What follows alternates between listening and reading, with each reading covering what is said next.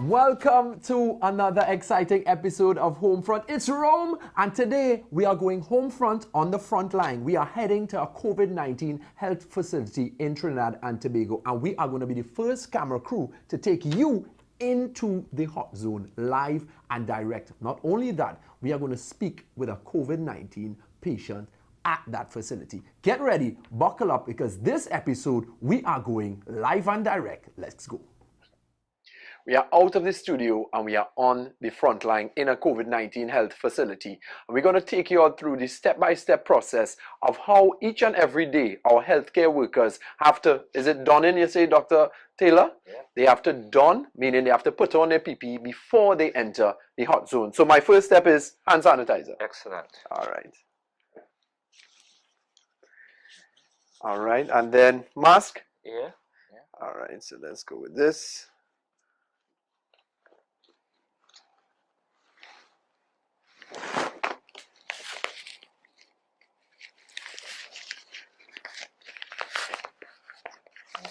Right. Excellent. And let's fix here. Going over here. Excellent. Right. All right. And now we put on the gloves.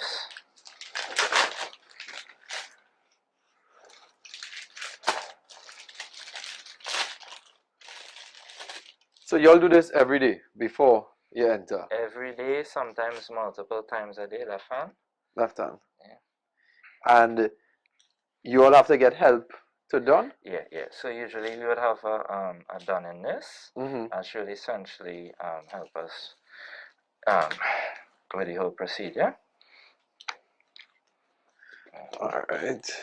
Um, All right. Gloves on.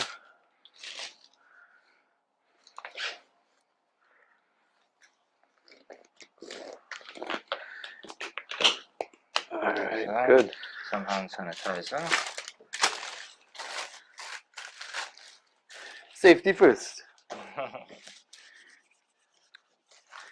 So we have the gloves, we have one of, I forgot to mention, as you would see, I'm donned in some different attire today. I'm in full scrub, right? I'm matching Dr. Taylor. Right, now we can let you sit down. Okay. Right. So this is your shoe covering. Right, this is to protect the shoes. Okay. Yeah.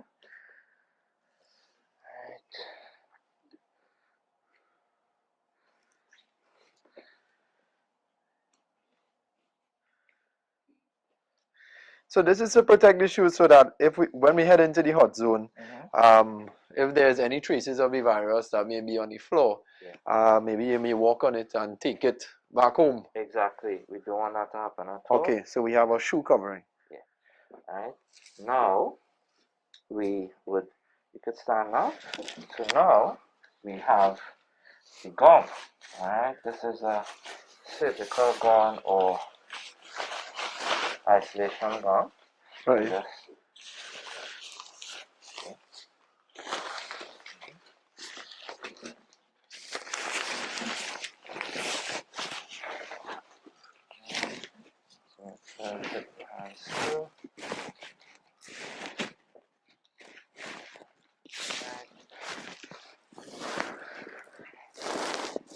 And now we tie up the back.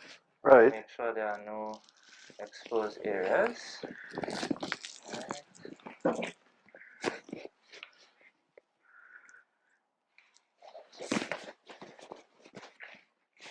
So as you can see, from the glove, it goes into a sleeve, and the sleeve is sort of elastic, so it locks in place. So you can see that there are no spaces in between the glove and my arm. Things getting kind of hot. Yeah, you would find that you might start to sweat a bit. Right.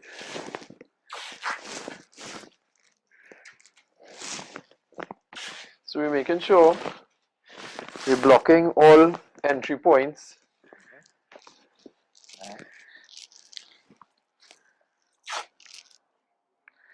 This is going the extra mile a bit. Right. And this is what we always have to do, go the extra mile. Again, as you said, safety first. So we're making sure there are no ports of entry for the virus to enter, to be in contact with my body.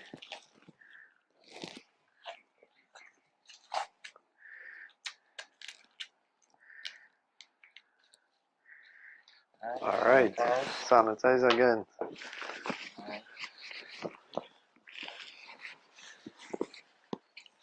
And this is what now?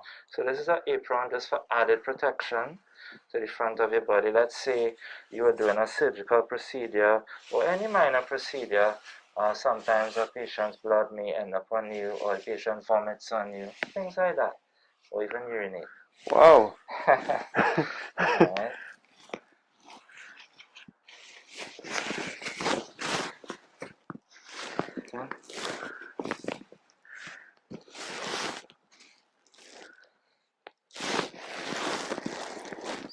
So far, shoe coverings, we have scrubs,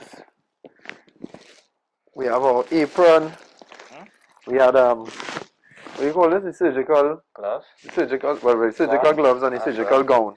Yeah. And now the hairnet. Now the hairnet. Right. Good. And now sanitize again. So after every step you sanitize? Yeah. Okay. Right. Now final pair of gloves. Okay.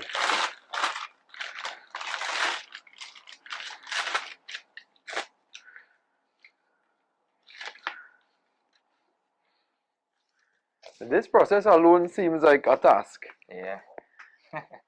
Before we even get inside. Right. Alright.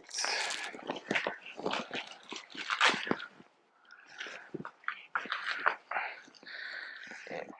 So unfortunately, double glove. Yeah.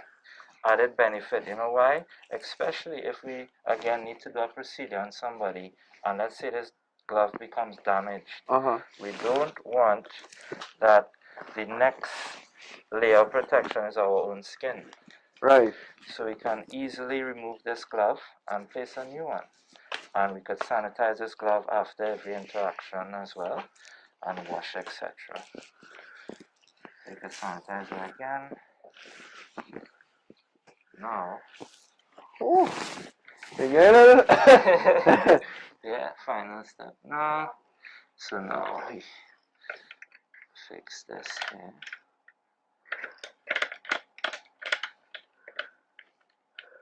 Comfortable? Yeah. Alright. So that might be a bit heavy for you, but it's okay.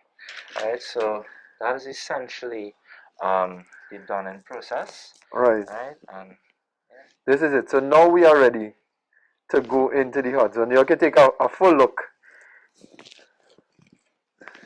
of all of the PPE that has to be worn every single day. So picture this. You're a healthcare worker. You're coming here to see about our COVID-19 patients. And every day before you head into the HotZone, you need to do this entire process with assistance. Now, how long would someone stay in the HotZone for in this? So we try not to let it go over 4 to 6 hours because of things like dehydration, persons fainting, things like that. But sometimes we have extraneous circumstances. Sometimes we have to go in twice. Sometimes we get very sick patients that we have to go above and beyond sometimes. Because I think in here is a bit warm, and I ain't even reached the HotZone yet. So then, if I'm in the HotZone for 4 to 6 hours in this, I probably coming out drenched. Yeah. And these are the circumstances that you all have to work under every single day. So it would be the doctors and the nurses as well in our HotZone. So, guys at home, we're asking you all if you really care about our healthcare workers. We don't want to put them through this for much longer again. So we want to ease up the hospital load. We want to ease the number of patients in here. So you all know what you got to do, right? We don't want you here. It's not a nice place to be. I mean, as nice as the facility is, I'm sure back home is much more comfortable. So next time you see us, Doc and myself, we are going to be live and direct, home front, on the front line in the HotZone.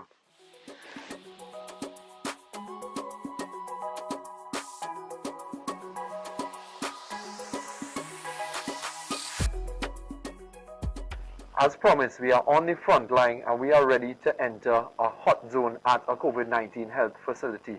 Here with Dr. Taylor, who's going to walk us through the entire thing. Doc, you ready? Yeah, let's go.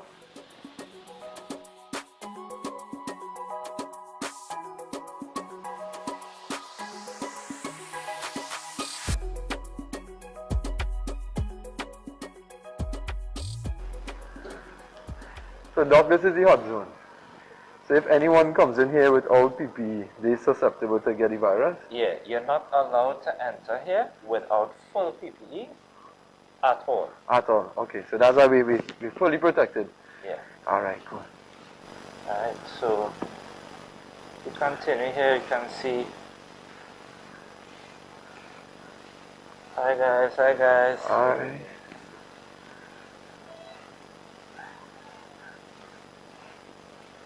This is a critical day actually. So this is critical day. Very critical day, yeah. All are very sick actually. Wow. Yeah. You go this way.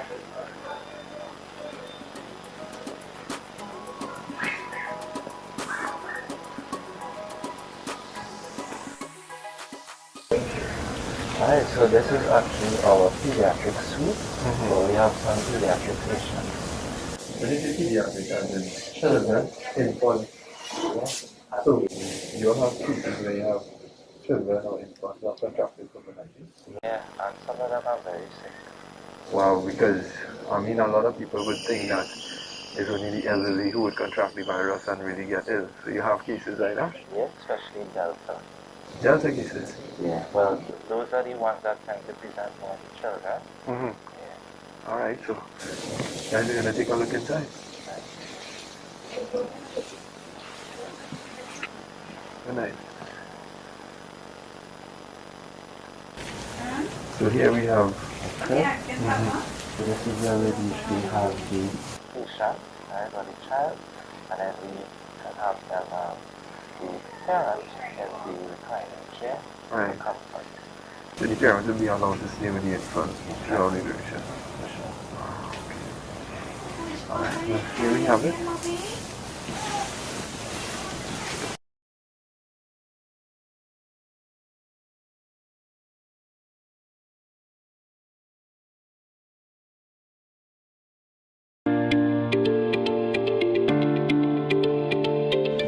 When I was a boy, my mother took me to be vaccinated. In those days, we had polio, we had mumps, we had measles, we had yellow fever, we had all kinds of things going around. And unless you were vaccinated, you couldn't get into school. Why? Because we had to protect each other. And the reason for being vaccinated was to make sure that yourself and all the other children in your school were safe. And nothing has changed. Today, it's the same thing.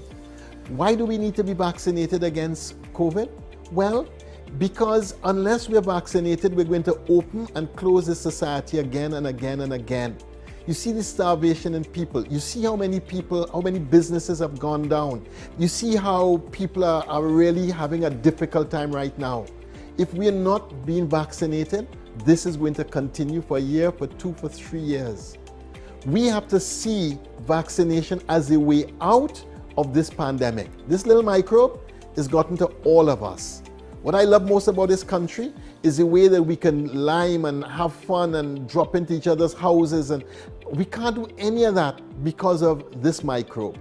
How do we get past it? By vaccinating. Because when enough of us are vaccinated, then we keep this country safe. Let's all do our part. Let's vaccinate TNT.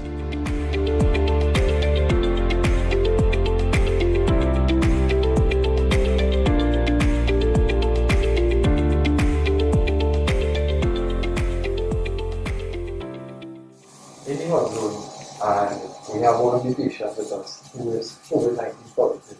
I'm going to speak with Mr. Miller to get a bit of an idea of what his prior experience was like. So, Mr. Miller, how are you? I'm okay. Thank God. Tell us a bit in terms of when you first got your symptoms. Did you know that you had COVID? No, I did not know. Well, I'm a kidney patient, right? Right. So I went to Mount Hope to get the fluid drained from my body after Right. something that I had too much of it. and they do the COVID test, and I come back positive. Oh, Right? so you didn't have a clue. No, I didn't have a flu. So you got any sort of symptoms at all? Yeah, I was weak. I was real weak. I wasn't having no fever, no headache, and just nothing. I was just weak. I couldn't help myself. Right, After a while, like, your body started to become more every day.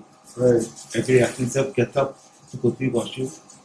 I was real weak and tired. How was your breathing at that point? At that point, my breathing was good. Mm-hmm. And when I tested positive on the summer up here, in seconds, I'm telling you, this thing dangerous. In seconds, my breathing dropped. I had on 2 oxygen tanks. One, the oxygen tank, and the next one was the wall. I was breathing it, right? Right. And I couldn't breathe up because it was going down. I had to take it off. I had to take off oxygen from my face. The oxygen going down, my level going down very fast. And what that felt like when you see the oxygen, you know, like you trying to breathe? Frightening. Very frightening. Like in a pool of water, and it tried like nothing going in the system.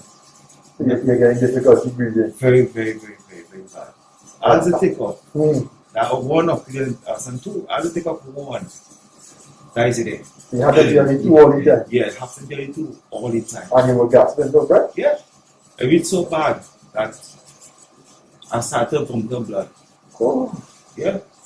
And thank God for the doctors and the nurses, okay? Right. Real nice doctors and nurses, okay? Right. So So you were bringing up blood, you gasping for breath. At any point in time, you thought to yourself, you may not make it? Yes, every second. Mm. Every second I thought I couldn't make it. But with help of God, I come to the take me from upstairs, I was in level 4. Right. And I come around to ICU, Uh-huh. and I start to move one with me. Doctors there, the nurses there to help my assistant, and my need assistance. Okay. And that was very good. And So how long you have been in here? well, On average, when you can remember. I got tested on the 13th of last month, Right. right? And I went for home quarantine for 40 days, and when I come back out, I went with my sister, and 2 weeks after I realized I couldn't breathe up, and she took back the month of this month. So I think it was the 2nd of this month. Right. Something second, so like say almost a month now. Next week is going to make it a month. So almost a month in here. Yep. So you see your family. Then a month time.